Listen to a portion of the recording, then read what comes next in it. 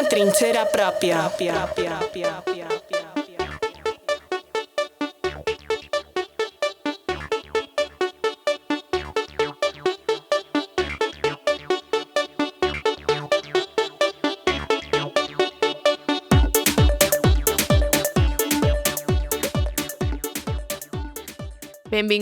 Benvingudes a Una trinxera pròpia, un podcast sobre periodisme, feminismes i internacionalismes. Un espai on volem parlar, on volem escoltar i sobretot entendre el món des de les perspectives de les periodistes locals que veuen i viuen els conflictes des dels seus països, des de les seves llars. Nosaltres som l'Anna Enrec i l'Andrés Arnal i som membres de Yemayà Revista, un mitjà centrat en explicar les vulneracions de drets humans i les migracions amb una perspectiva de gènere. Enfoquem a les que lluiten, les que cuiden i les que sostenen la vida a diferents llocs del planeta. Narratives feministes per entendre el món.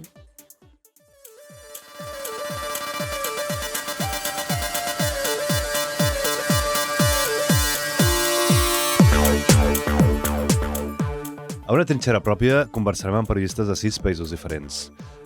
Conversarem amb elles per entendre el passat, el present i el futur dels conflictes que encara persisteixen i també per traçar les capes de complexitat que té exercir el periodisme sota la pressió del conflicte, la immediatesa i el gènere. Sense periodisme l'esperit crític seria residual i sense periodisme l'absència de violència seria impossible. Aquest és el nostre primer podcast i esperem que no l'últim, així que benvingudes a la primera trinxera i comencem.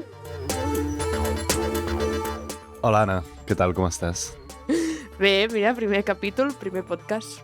Bé, podríem dir que bé. I tu?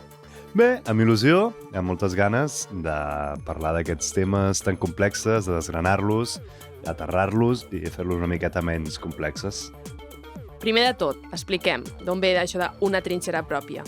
Doncs a l'assaig Una habitació pròpia de Virginia Woolf, l'escriptora manifestava la necessitat de les dones de tenir un espai propi per poder escriure i tenir llibertat personal per crear. Llavors ens apropiem a això per una estona, per ser un espai on analitzar i on comprendre el món des d'uns imaginaris que al final no són els hegemònics.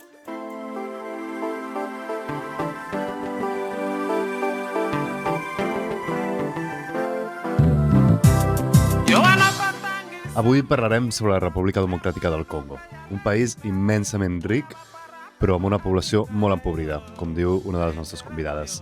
La mateixa que ens ha recomanat la cançó, que ara mateix està sonant i que després entrarem en detall a explicar.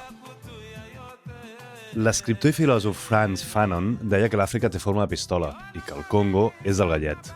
Si el gallet s'activa, l'Àfrica sencera explotarà. Ens centrarem en la República Democràtica del Congo perquè, tot i que cada X temps ens hi fixem, durant el període entre una mirada i l'altra, doncs continua havent-hi una permanent vulneració de drets humans i un conflicte que està enquistat, amb el qual, spoiler, hi tenim un vincle molt més directe del que moltes vegades ens pensem. Què passa a la República Democràtica del Congo? Per què gairebé no ocupa espai als mitjans? I qui explica el conflicte? Canvia el relat si l'explica la premsa internacional respecte a la premsa local congolesa? Doncs per parlar de tot plegat ens acompanyaran les periodistes congoleses Ruth Talonga i la Sylvie Lozala. Andrés, amant de les dades, el teu moment. Dades de la República Democràtica del Congo. Situat al cor de l'Àfrica, aquest és un dels països més grans del món i el segon més gran del continent després d'Argèlia. El seu sòl, com la majoria de vosaltres sabeu, alberga una de les majors reserves de minerals del món. Segurament aquesta és la imatge que a tots ens ve al cap quan parlem d'aquest país, però malauradament aquesta riquesa en recursos també és el que fa que molts altres països hagin volgut, al llarg de la història, posar mà i desestabilitzar la zona. Així ha sigut i així continua sent a dia d'avui. De fet, el Congo està a la llista de països megadiversos, que significa que és un dels països amb major biodiversitat de la Terra. Però aquest bucle del conflicte no deixa escapar el país del passat colonial, de la violència, de l'espoli de recursos naturals, de la pobresa i d'aquestes sistemàtiques vulneracions de drets humans. Un matís important, perquè parlem del Congo com si fos un absolut, però la zona on es concentren totes les mines i on es desencadena el conflicte és principalment a l'est del país, que és a la província de Kivu, a Kivu Nord i a Kivu Sud. De fet, segons diversos analistes, només els minerals que hi ha a la regió de Kivu Nord equivalen a tota l'economia dels Estats Units. Dues dades més. el 75% de les reserves mundials de cobalt i el 80% de les de coltan, que s'utilitzen, com sabeu, per la fabricació de tot tipus d'aparells tecnològics, es troben al Congo. I tot i això, actualment és el 10è país més empobrit del món. Actualment a Kivu hi operen més d'un centenar de grups armats diferents i segons dades d'ACNUR, que és l'agència de l'ONU per a les persones refugiades, a Kivu s'hi concentren 5,6 de les quasi 7 milions de persones desplaçades internes al país. Repeteixo, 5,6 de les quasi 7 milions de persones desplaçades internes al país es concentren a Kivu. És una xifra històrica, que és de les més altes del planeta.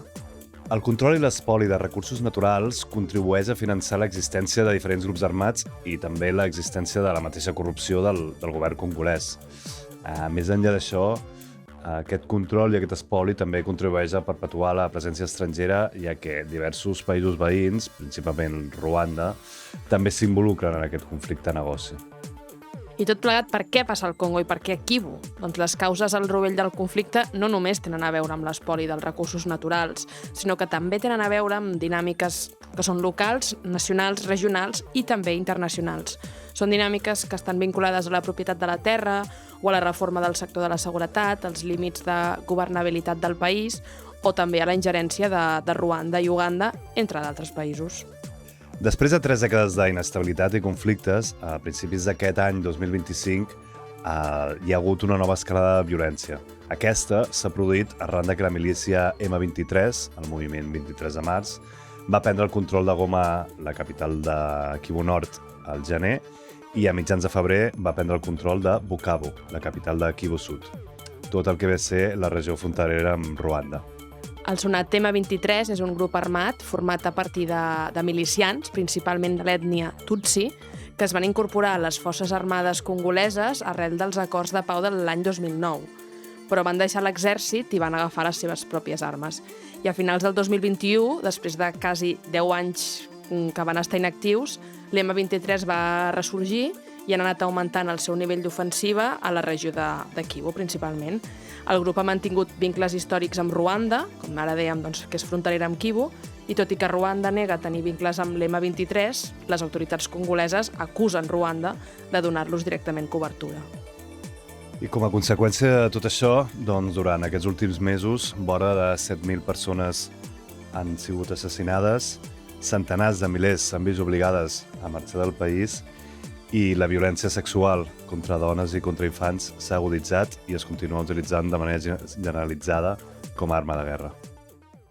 Els rebels congolesos de l'M23 intenten ampliar el territori que controlen enmig del fracàs mediador de Kènia. En los últimos días se ha intensificado el conflicto en la República Democrática del Congo. En la estratégica ciudad congoleña de Goma, las ONGs no dan abasto en la construcción de fosas comunes. Control dels minerals necessaris per fabricar una bateria de telèfon mòbil o bé la bateria d'un cotxe elèctric és al darrere de la nova guerra que s'ha revifat els últims dies entre la República Democràtica del Congo i Ruanda. La Sylvie Luzala és periodista i activista i és originària de Kinshasa, la capital congolesa.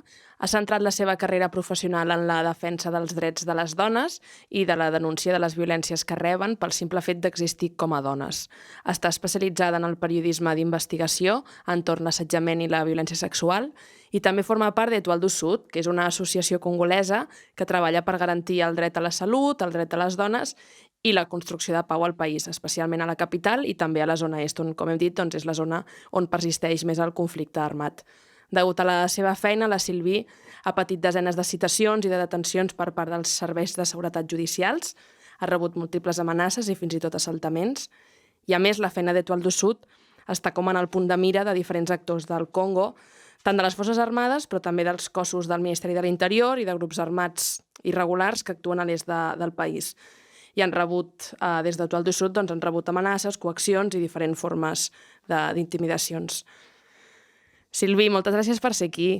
Com estàs, primer de tot? Com està ara mateix la situació al país? Donc, les choses vont de mal en pire, parce que la population... Les coses van de mal a pitjor, perquè la població pateix molt.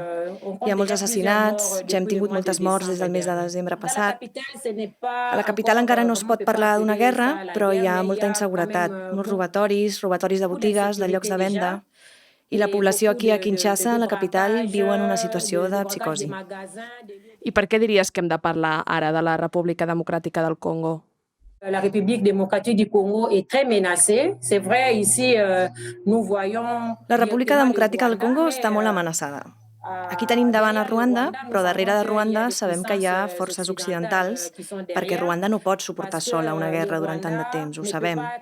Llavors és realment necessari que comencem a parlar de la República Democràtica del Congo perquè la situació va de mal a pitjor. Portem ja moltíssims milers de morts, fa gairebé 30 anys que vivim aquesta situació i no s'acaba. Amb cada règim que arriba, amb cada nou president, tenim l'esperança que arribi una calma total i duradora, però mai es dona el cas. I aquí, sobretot la societat civil, pensem que ara és hora més que mai de parlar de la República Democràtica del Congo. Des de Tualdo Sud, que és l'organització amb la qual tu treballes i de la que ets una de les seves veus més públiques, denuncieu que en el conflicte s'utilitzen les dones i els seus cossos com a arma de guerra. Què significa això? La particularité dans la guerre en République démocratique du Congo, c'est que la femme... La particularitat de la guerra a la República Democràtica del Congo és que les dones en realitat no s'utilitzen només com a botí de guerra, sinó també com a arma de guerra. Quan les milícies arriben a llocs nous, el que van a buscar primer són les dones. Abans de tot, per desestabilitzar les famílies, perquè aquí les dones són les que mantenen les famílies. Quan rapten una mare de família i també rapten les filles, la família ja està desestabilitzada, incapaç de lluitar per defensar-ne d'altres.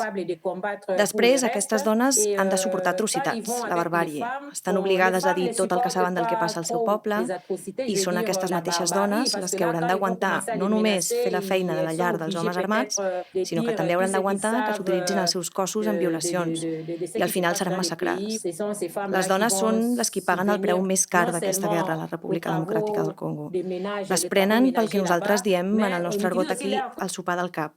És a dir, els caps abusen d'elles sexualment i és realment atroç. És difícil parlar d'això, però aquesta és la realitat de la situació de les dones. I la realitat és que quan les dones són agafades per ser portades del costat de la rebel·lió, s'utilitza el seu cos sexualment, s'utilitza el seu cos per al repòs dels homes armats. Són violacions massives, violacions de moltes persones, perquè com estan a la guerra estan una mica bojos. Llavors, per desfogar-se, utilitzen els cossos de les dones. Tu has exercit durant molts anys de periodista, però ara t'encamines més com cap a l'activisme, no? I a la defensa dels drets humans. Quines diferències o quines similituds veus entre l'activisme i el periodisme?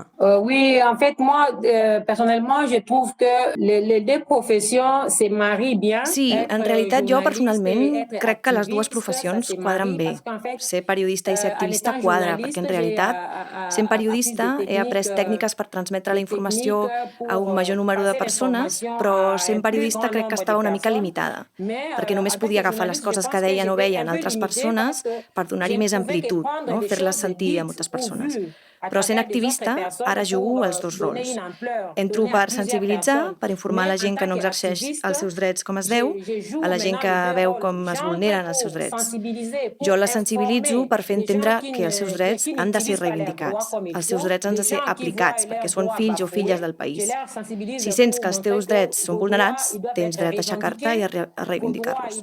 I amb tot això, com afecta l'eix de gènere quan cobreixes un conflicte armat? Bien entendu, quand on travaille dans une zone de conflit, c'est vrai que l'insécurité... Per descomptat, quan treballem en una zona de conflicte, és veritat que la inseguretat és la mateixa per als periodistes homes o les periodistes dones, per exemple, pel que fa a les armes. Però per les dones és encara més perillós, perquè hem de tenir por de les violacions, hem de tenir por per la nostra salut, hem de tenir por de moltes coses, perquè ens poden detenir a tots, homes i dones, per haver distribuït certa informació. Però als llocs on empresonen els detinguts, les dones són més vulnerables, perquè són utilitzades, són violades, pateixen violència, de vegades més que els homes. Així que sent dones estem més exposades que els homes. Veus diferències de tracte entre els periodistes internacionals que venen al Congo com a explicar el conflicte com a corresponsals o els enviats especials respecte a vosaltres, no? Respecte als periodistes congolesos, congoleses que expliqueu el conflicte des del vostre propi país? Mais oui, souvent, oui, le traitement n'est pas le même. Hein. Le traitement n'est pas le même, surtout quand il Sovint el s'agit tracte no és el de mateix, journalistes sobretot quan es tracta de periodistes que són molt coneguts, quan tenen la pell blanca, no sé si ho puc dir així. Se'ls tracta diferent, se'ls tracta amb molta cura, molt de respecte en comparació amb nosaltres, les nacionals. De fet, la gent que està fent aquestes atrocitats, ja sigui la policia o l'exèrcit, és gent que de tota manera està mal pagada i quan venen amb amenaces als periodistes és sempre per treure diners. Llavors ells pensen, si tractem bé aquests blancs, aquests periodistes internacionals, potser podem obtenir alguna cosa. En canvi, si són periodistes nacionals, saben que patim igual que ells i que no els donarem res. Llavors no canvien la seva actitud. I ja per acabar, et volíem preguntar, el podcast es diu Una trinxera pròpia, en referència a Virginia Woolf, que és doncs, un espai on explicar el món des de les narratives feministes, no? com un refugi on el periodisme el fem nosaltres i les perspectives poden ser diverses. Doncs amb això, quina diries que és la teva trinxera? De moment, tot el que podem demanar és la pau. Que la pau torni el més aviat possible. Perquè podem tenir de tot, però sense la pau no podem fer res. Així que tot el que podem demanar és la pau. Una pau durable aquesta vegada. Gràcies, Sylvie. Gràcies per atendre'ns i per voler compartir la teva mirada i tota la teva experiència. Molta sort. Estaré sempre disponible pel que em demaneu. Com dèiem abans, degut a la feina que desenvolupa la Sylvie i les amenaces i l'assetjament que va rebre, va haver de sortir del país uns mesos per protecció i va participar en el programa de protecció internacional i d'acollida temporal, justament que impulsa l'Agència Catalana de Cooperació al Desenvolupament. Va estar acollida durant 6 mesos a Catalunya per l'Associació Catalana per la Pau, on va fer molta feina d'incidència política i de sensibilització sobre quina és la situació de les persones defensores al Congo.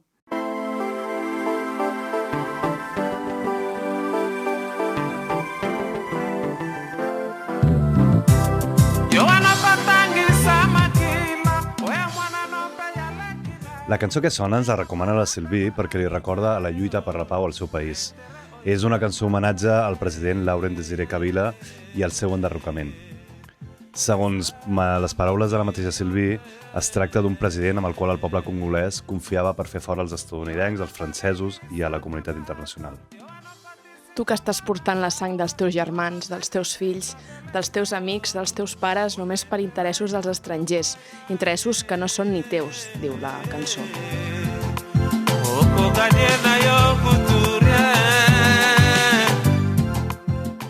Qui era Laurent Désiré Kabila? Primer de tot, farem una pinzellada sobre un altre personatge molt sonat al país, que era el Mobutu. Mobutu Sese Seko va ser un dictador del país durant més de 30 anys. Aquest personatge va ser un militar per qual la CIA va apostar durant els anys 70 per tal d'acabar amb els lideratges nacionalistes i postsoviètics que hi havia al Congo. El seu objectiu principal era, al final, acostar les postures del Congo i les dels Estats Units per anar en contra una mica de l'expansió comunista a tota la regió, amb la qual cosa els Estats Units van encarregar a Mobutu neutralitzar qualsevol moviment que anés en aquest sentit. Aquest va comptar amb el suport militar i financer del món occidental i, al final, amb això és amb el que va basar tota la legitimitat en el recolzament de l'exterior. Kabila va ser un opositor del règim de Mobutu i va liderar una rebel·lió que va suposar la fi del règim de Mobutu l'any 97.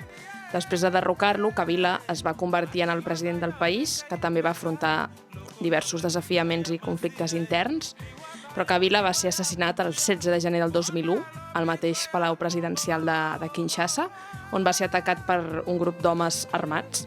S'ha especulat molt sobre les motivacions d'aquest assassinat i inclouen conflictes polítics i rivalitats al país. Per contextualitzar una miqueta sobre com hem arribat fins aquí, com hem arribat fins a l'augment de la violència actual, hem de situar-nos a l'època de Mobutu, és a dir, 30 anys enrere. L'any 94, després de 4 anys d'una guerra civil que desangrava Ruanda, el país veí, els Hutus, que eren l'ètnia majoritària d'aquest país, van dur a terme un genocidi contra els Tutsis, que eren l'ètnia minoritària, i contra els Hutus moderats. En 100 dies, 800.000 persones van ser massacrades. És a dir, de mitjana, s'assassinaven 8.000 persones cada dia. Una neteja ètnica que va anar acompanyada d'una violència sexual generalitzada cap a les zones Tutsis. De fet, l'ACNUR estima que unes 200.000 dones van ser violades durant aquest període. Com a conseqüència del conflicte a Ruanda, vora de 2 milions de persones que estaven perseguides van fugir i moltes d'elles es van refugiar al Congo, concretament a la regió de Kivu, on estem parlant tota l'estona, que és la que fa frontera amb Ruanda. Uns mesos després, el Front Patriòtic de Ruanda, que era un grup rebel Tutsi encapçalat per Paul Kagame, que és l'actual president de Ruanda, va derrocar els líders genocides Hutus i va ser ell qui es va fer amb el poder. Aquesta presa de poder, però, va anar acompanyada també d'una forta persecució, aquesta vegada a la inversa, i és que aquest cop per part dels Tutsis cap als Hutus, que van assassinar milers de civils com una mena de venjança i els van perseguir inclús en territori congolès. Fruit d'aquest conflicte, totes les persones perseguides van refugiar-se a l'est del Congo, en grans camps de persones refugiades situats enmig de la selva. En aquests camps, però, s'hi van trobar tant les persones perseguides durant el genocidi, com les persones que van fugir de Kagame, com els tutsis que van arribar al poder, i en general una miqueta tots els que van cometre aquests genocidis i els seus simpatitzants. És a dir, al cap i a la fi, un caldo de cultiu idoni perquè germinessin diferents grups armats.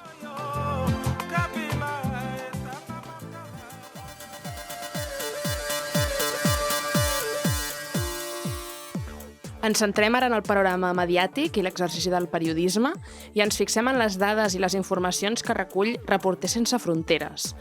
La República Democràtica del Congo compta amb més de 7.000 periodistes professionals, amb més de 500 diaris, dels quals però només 15 publiquen regularment, més de 150 cadenes de televisió, vora 4.000 emissores de ràdio i més de 40 publicacions digitals. El panorama mediàtic congolès està marcat per la forta presència de polítics que posseeixen o que creen mitjans de comunicació per convertir-los en els seus instruments com d'influència i de poder, i és molt freqüent que les autoritats locals o milicians i grups religiosos pressionin els periodistes i els mitjans de les seves províncies en favor seu. I a més, l'EMA23 exigeix a alguns mitjans que reajustin les seves línies editorials per afavorir-los a ells.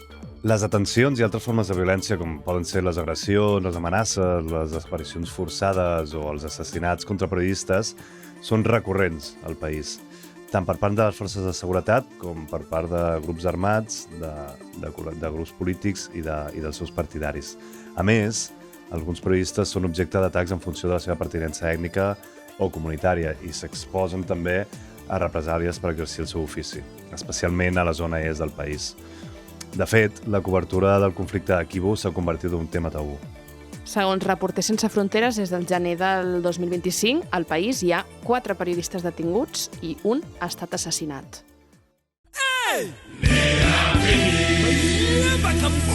Primis, la référence de la meilleure qualité.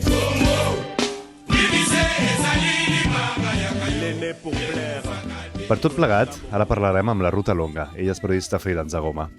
Està especialitzada en temàtiques entorn a la seguretat i a la salut i col·labora en diferents mitjans internacionals tan importants com l'alemany Deutsche Welle, el The Guardian o la BBC. Benvinguda, Ruth. Moltes gràcies per estar a una trinxera pròpia i per voler atendre'ns, tot i estar al punt zero de la violència al país. Primer de tot, volíem saber com estàs, com està la situació a Goma ara mateix. À Goma, la situation actuelle est telle que la ville est occupée par la rebel·lió du M23. A Goma, la situació actual és que la ciutat està ocupada per la rebel·lió de l'M23, que és una col·laboració de diversos grups armats que militen per un mateix objectiu. Fa gairebé 2 mesos que els rebels van ocupar la ciutat de Goma. I, a més de la ciutat de Goma, també van prendre el control de la ciutat de Bukavu, la ciutat més gran del sud de Kivu. Aquesta rebel·lió continua expandint el seu territori i ocupant nous territoris, tant al nord de Kivu com al sud de Kivu. I per què creus que és important que parlem del Congo? Il est très important de parler de la République démocratique du Congo parce que, premièrement, la RDC... És molt important parlar de la República Democràtica del Congo perquè, primer, és un país molt ric, complex i sovint mal entès des de l'exterior. També és important parlar de la República Democràtica del Congo perquè és un país que massa sovint es redueix a la guerra, a les mines i als clichés de misèria. Crec que no se'n pot contradir en aquest aspecte i la República Democràtica del Congo mereix que es parli més de les seves històries de resiliència i dels seus matisos, en lloc d'associar-les sempre a la guerra, a les mines, etc. I segons les teves vivències, quines creus que han sigut les conseqüències de l'ocupació de Goma de cara a la població? Les conséquences, il y en a beaucoup. Déjà, on peut dire... Hi ha moltes conseqüències. Primer, podem dir que l'ocupació es va fer quan la població no s'ho esperava. La població no sabia que els rebels podien ocupar la ciutat de Goma, perquè des de fa 2 anys la rebel·lió s'havia detingut a la ciutat de Saké, a 27 quilòmetres de la ciutat de Goma, on hi van passar més d'1 any sense entrar a la ciutat de Goma. Però, per desgràcia, i així, de sobte, la rebel·lió va ocupar la ciutat de Goma el 29 de gener, i això va fer que la majoria de la població, o en qualsevol cas, una gran part, no estigués preparada per a aquesta ocupació. No hi havia preparació, no hi havia provisions, no hi havia res. I la població va quedar realment afectada en el pla econòmic. A més de la no preparació, també cal tenir en compte el tancament dels bancs, perquè tots els bancs comercials es regula una banca d'emissió, que és la Banca Central del Congo. I amb la sortida del govern, la Banca Central del Congo ha deixat de funcionar. I això fa que totes les persones que han posat els seus estalvis als bancs comercials no tinguin accés als seus diners, i aquestes persones pateixen extremadament per la crisi monetària. I a més de la crisi, una altra conseqüència més gran d'aquesta guerra és també el tancament de l'aeroport internacional de Goma, que no funciona des del 27 de gener, abans fins i tot que els rebels poguessin prendre el control de la ciutat de Goma. I això dificulta l'economia de la ciutat. A banda de tot això, abans de l'ocupació de l'M23, va haver-hi robatoris massius de la ciutat, i les poblacions locals van trencar les botigues i les cases, i molts comerciants van fer fallida. I, Ruth, per què vas escollir estudiar i dedicar-te al periodisme? Je peux dire que je suis née journaliste. Mais moi, différemment, depuis toute petite... Bé, jo puc dir que vaig néixer com a periodista. Des de molt petita sempre m'havia agradat mirar les presentadores de televisió i sempre em deia, un dia també ho seré. M'encantava el seu estil, m'encantava aquesta feina, i així vaig créixer. És una vocació, és una cosa que he estimat des de molt petita. Quina és la perspectiva que es dona del Congo als mitjans i quina és la que vols donar tu? Oui, ça c'est une très bonne question. Com je l'ai dit tantôt... Sí, és una molt bona pregunta. Com he dit abans, la República Democràtica del Congo és molt popular al món, perquè tots diuen que és un país molt ric, que és un país en guerra, que tot passa al voltant de les mines. A més d'això, que és l'actualitat i no podem deixar de parlar-ne, m'agradaria també explicar la història de la resiliència, de l'art de la República Democràtica del Congo. M'agradaria que el món sàpiga que, més enllà de la guerra, la joventut del país, per exemple, està molt motivada per crear i ser creativa. L'art continua tenint el seu lloc al país. Transmetre un missatge d'esperança a les persones que estan fora del país i a les persones que estan al país. De no sempre pensar en la guerra, sinó també en altres coses, perquè la guerra destrueix. Jo, personalment, vaig néixer en guerra i vaig créixer en guerra. Som subjectes a traumes i això no és bo, així que cal explicar una altra història al món. I tu, a nivell personal, recordes alguna experiència que com a periodista t'hagi marcat especialment?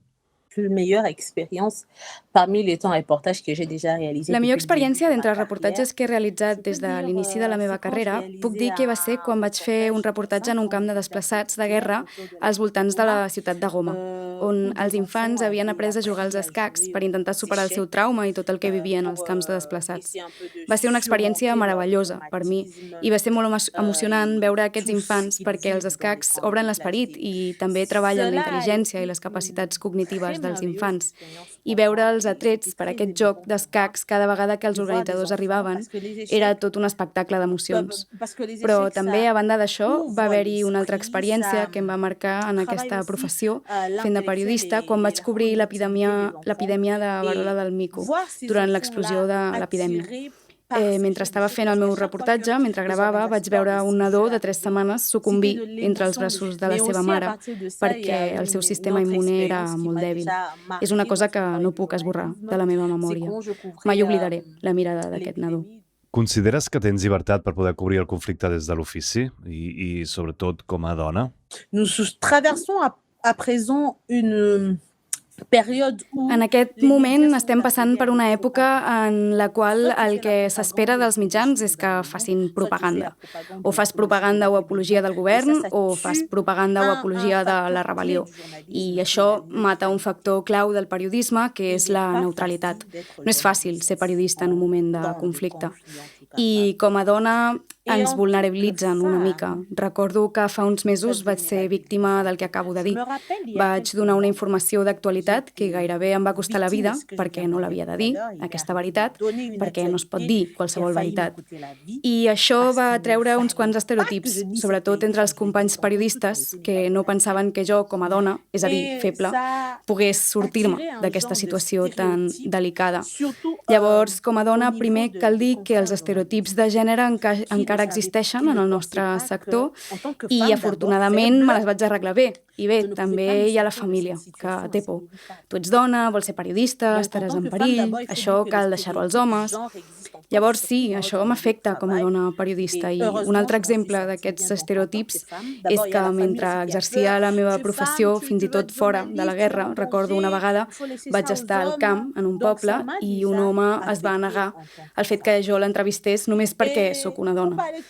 Llavors, bé, em vaig defensar i encara vaig aconseguir fer aquesta entrevista. I em senta bé ensenyar-li al món que una dona pot ser periodista i una periodista amb experiència, professional, una periodista que pot fer coses fins i tot més enllà de les que un senyor periodista pot fer. També ens agradaria saber el fet de treballar tu en una zona de conflicte i sobretot sent tu d'aquesta mateixa zona, on poses els límits de la teva professió? Dans le journalisme, il y a une phrase que l'on nous le répète presque tous les jours et que aucun reporter... En el periodisme hi ha una frase que ens repetim gairebé cada dia, i és que cap reportatge ha de costar la vida. Personalment, si penso fer un reportatge, l'analitzo i veig que faci el que faci no podré ser neutre, doncs deixo aquest reportatge. I encara que sigui un encàrrec molt important, dic que no el faré, perquè pot costar-me la vida. I sempre he dit als periodistes que intentin dir que no quan la seva vida està en perill. El mes passat vaig rebutjar gairebé 10 reportatges en mitjans diferents. Jo els dic que no ho faré perquè jo estic al terreny i ells no hi són aquí. Ja per anar acabant, quin és el clitxer que voldries desmuntar sobre el país? C'est que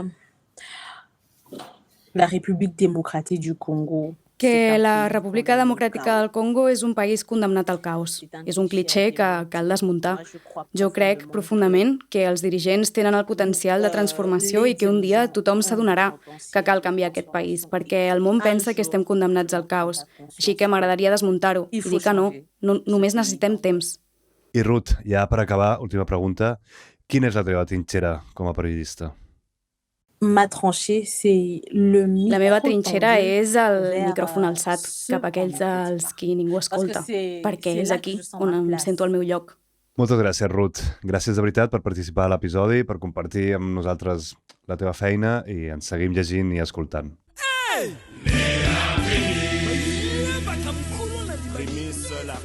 Aquesta cançó es diu Motopamba, del músic congolès J.B. Mpiana, i és la que ens recomana la Ruth Alonga, una cançó que, en paraules seves, dona força quan sembla que ja no queda res.